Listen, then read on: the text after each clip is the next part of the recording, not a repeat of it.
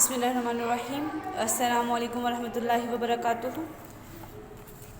Today is 26 अप्रैल 2021 और दिन है हमारा पीर।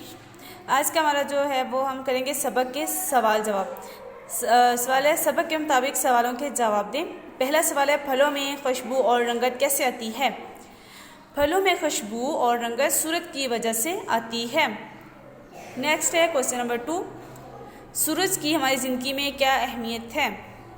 सूरज की हमारी ज़िंदगी में बहुत अहमियत है। तमाम जानदारों की ज़िंदगी सूरज की वजह से है। सवाल नंबर 3, सूरज की बनावट कैसी है। सूरज आग के बड़े गोले की तरह है। नेक्स्ट क्वेश्चन है सूरज की रोशनी और कामकाज का आपस में क्या ताल्लुक़ है। कामकाज के लिए सूरज की रोशनी बहुत ज़रूरी है। सूरज की रोशनी में काम ज़्यादा आसानी से होता है। नेक्स्ट क्वेश्चन है सूरज की हरारत से हमें क्या फ़ायदा हासिल होता है। सूरज की हरारत से पानी भाप बनता है, इससे बादल बनते हैं और बारिशें होती हैं। नेक्स्ट क्वेश्चन है सूरज से हासिल होने वाले 3 फ़वाइद लिखें। सूरज की गर्मी से पहाड़ों की बर्फ़ पिघलती है। नंबर 2 पे है सूरज की रोशनी। सूरज की रोशनी में काम ज़्यादा आसानी से होता है।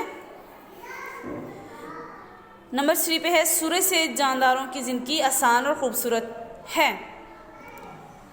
नेक्स्ट हमारी ग्रुप वर्क है। क्या आपने कभी गौर किया जिन सड़कों पर ज़्यादा दरख्त होते हैं वो सूरज की गर्मी के बावजूद भी निस्बतन ठंडी होती हैं। ऐसा क्यों, सोचें।